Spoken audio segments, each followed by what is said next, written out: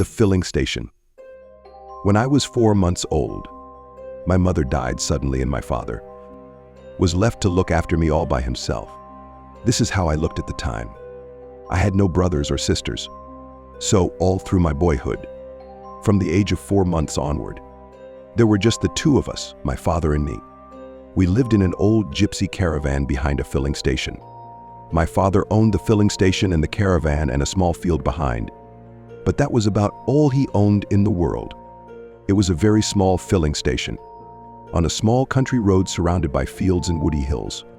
While I was still a baby, my father washed me and fed me, and changed my nappies, and did all the millions of other things a mother normally does for her child. That is not an easy task for a man, especially when he has to earn his living at the same time, by repairing motor car engines and serving customers with petrol. But my father didn't seem to mind. I think that all the love he had felt for my mother when she was alive, he now lavished upon me. During my early years, I never had a moment's unhappiness or illness. And here I am on my 5th birthday. I was now a scruffy little boy, as you can see, with grease and oil all over me. But that was because I spent all day in the workshop, helping my father with the cars. The filling station itself had only 2 pumps. There was a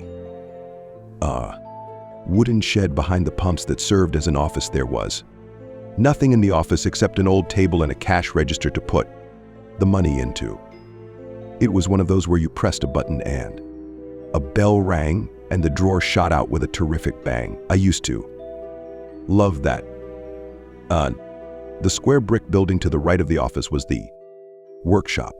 My father built that himself with loving care, and it was the only really solid thing in the place.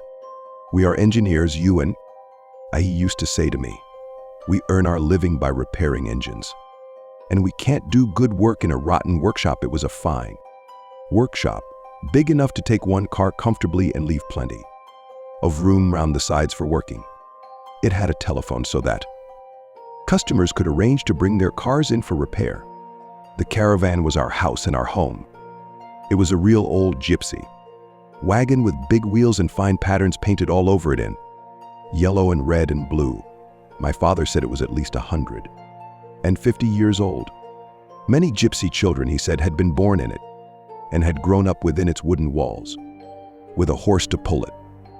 The old caravan must have wandered for thousands of miles along the roads and lanes of England, but now its wanderings were over. And because the wooden spokes in the wheels were beginning to rot, my father had propped it up underneath with bricks. There was only one room in the caravan, and it wasn't much bigger than a fair-sized modern bathroom. It was a narrow room, the shape of the caravan itself, and against the back wall were 2 bunk beds, one above the other. The top one was my father's, the bottom one mine. Although we had electric lights in the workshop, we were not allowed to have them in the caravan. The electricity people said it was unsafe to put wires into something as old and rickety as that. So we got our heat and light in much the same way as the gypsies had done years ago. There was a wood-burning stove with a chimney that went up through the roof, and this kept us warm in winter. There was a paraffin burner on which to boil a kettle or cook a stew, and there was a paraffin lamp hanging from the ceiling. When I needed a bath, my father would heat a kettle of water and pour it into a basin. Then he would strip me naked and scrub me all over, standing up. This, I think, got me just as clean as if I were washed in a bath. Probably cleaner because I didn't finish up sitting in my own dirty water. For furniture, we had 2 chairs and a small table, and those, apart from a tiny chest of drawers, were all the home comforts we possessed. They were all we needed. The lavatory was a funny little wooden hut standing in the field, some way behind the caravan.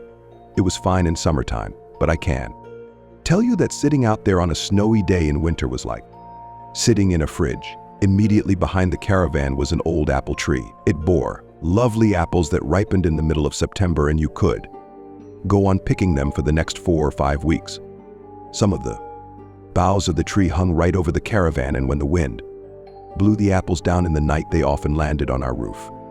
I would hear them going thump, thump, thump above my head as I lay in my bunk, but those noises never frightened me because I knew exactly what was making them. I really loved living in that gypsy caravan. I loved it especially in the evenings when I was tucked up in my bunk and my father was telling me stories.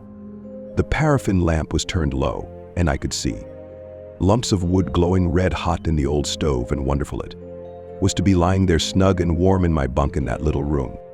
Most wonderful of all was the feeling that when I went to sleep, my father would still be there, very close to me, sitting in his chair by the fire or lying in the bunk above my own.